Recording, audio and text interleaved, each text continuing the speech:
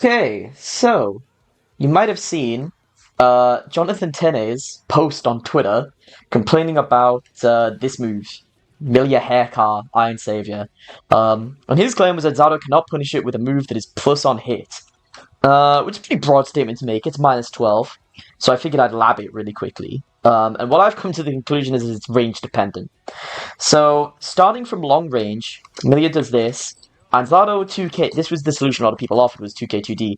Actually doesn't reach. Raw 2K doesn't reach, and 2D doesn't reach either. So you can't actually punish it with either of these. You also can't punish it with, as we see here, standing slash.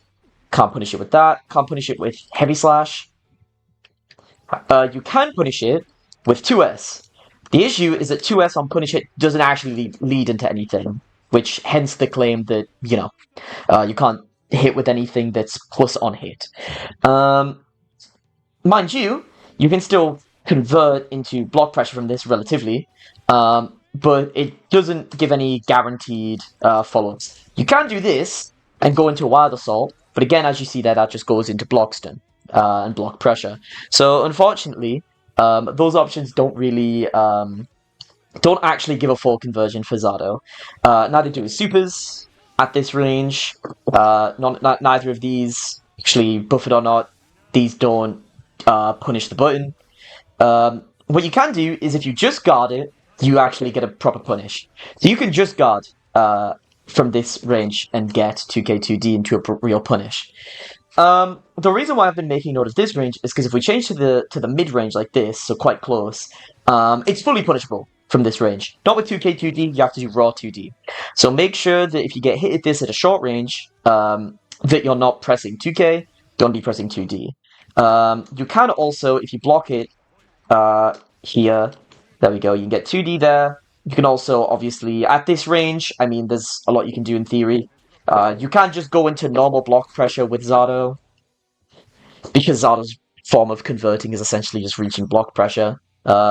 But yeah, at this range you can 2D and go into normal stuff. However, at the range mentioned here, which is where you would sort of expect Haircar to happen, you can't really meaningfully punish unless you get a just guard. If this happens and you are stuck here, you can't 2D it. You have to just guard 2D it like this, and then you can get something out of this. But yeah, so I just figured I'd show and lab it out, since there was some debate I saw going in the comments whether or not this is actually punishable. So the conclusion is that at long range you can punish it off of a just guard. At short range you can just generally punish it with 2D.